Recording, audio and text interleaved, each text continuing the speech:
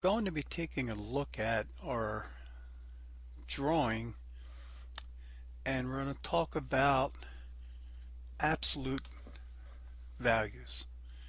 When we look at the screen in AutoCAD, and here I have the grid set up, and I put the grid, okay, if I go right here with this grid and snap bar, and I go down to settings, and I set these all on 1 inch or 1 unit.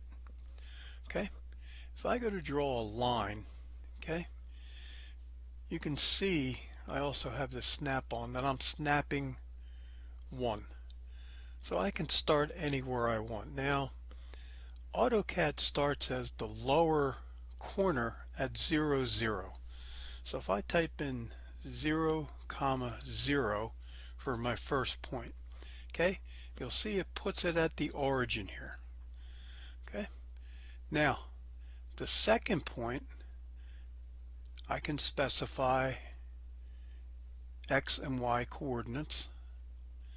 Okay, so if I wanted one that was going to go over 5 and up 5, okay, I could just type in 5 comma 5.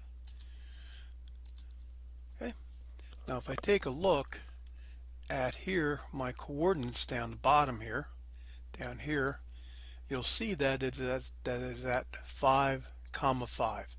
I went over 1, 2, 3, 4, 5. I went up 1, 2, 3, 4, 5.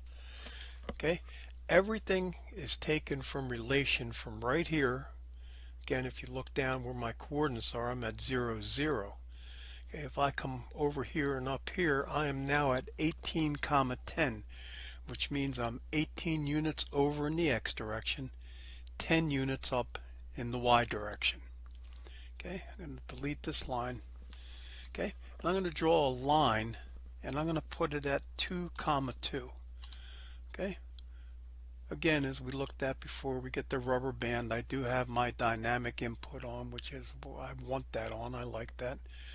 Okay, now if I'm going to draw another segment of that line, okay, if I know it goes over 6 and up 4, I can type in 6 comma 4 and hit enter.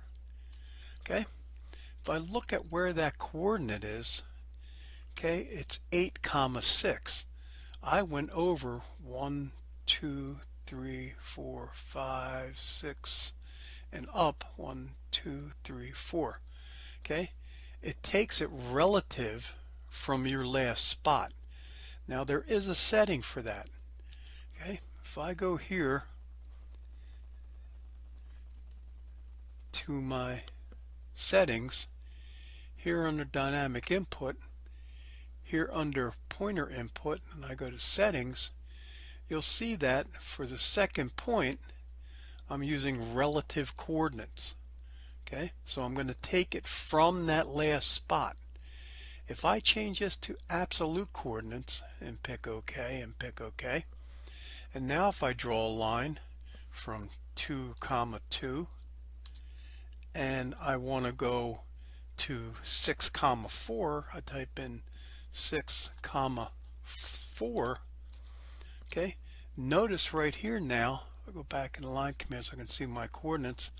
I'm at 6, 4 relative from 0, or absolutely from 0, 0.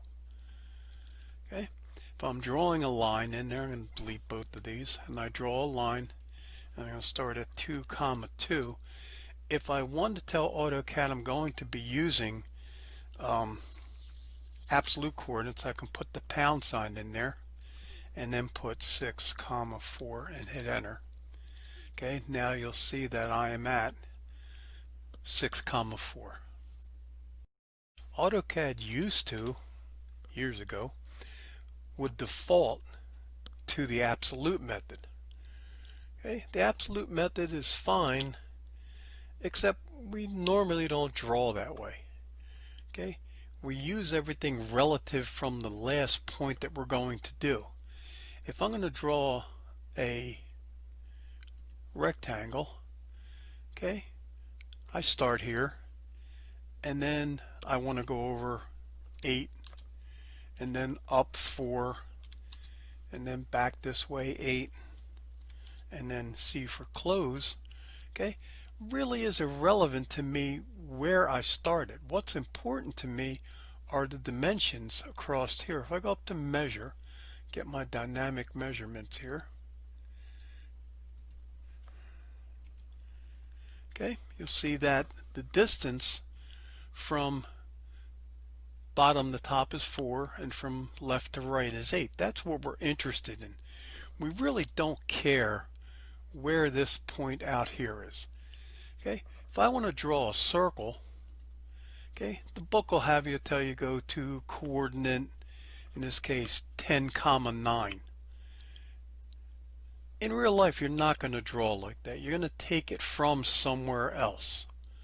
Okay, so we're going to use mostly relative values. So I know where the first value is, and then everything is relative to that.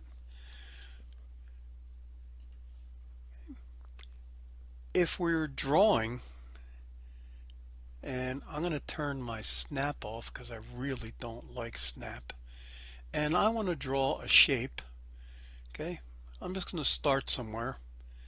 Now I can use, if it's on an angle, I can use the angle here. Again, my dynamic input is on. Or I can put my ortho on, okay, which is F8, which again, most of the time we're drawing horizontally and vertically. Okay, and I know I have a part that comes over 6 and goes up 3.2 and goes this way 1.75. I can just type all those in, and this one goes up 4. Okay, and then I'll pan down a little bit, and this one goes over 11. Okay, and I can just keep drawing that way, just using my just dragging it in the direction I want to go, and make sure I have ortho on so it's all nice and 90 degrees. We have 90-degree angles here, and say that's 2, and then I can go back and draw wherever I want. Okay, all right, that is using absolute and relative. Again, we're going to be using relative mainly. If you are drawing in AutoCAD in an older version, or you're not sure, I can pick a spot here, okay, and I can use the @ sign. The @ sign tells it to use it relative, whether it's turned on or not. And I type in 3, 0. That means relative from that point, I come over 3, 0. Okay. Again, I can go up, and let's say this time I want to do @ and I can do, I'm not moving in the X direction, so 0, 4. Okay, again, it's relative from the last position. Okay, if I need to go this way. Okay, so I'm going to do @ Now I'm going in the negative X direction, so I can type in -5, 0 right there. Okay, and complete my commands that way. Okay, so I can use the absolute method, or I can use the relative method. Okay, again, the setting is down here. Okay, you can go right here where the snap mode is, hit that snap settings, and we'll see dynamic input, and there are our settings.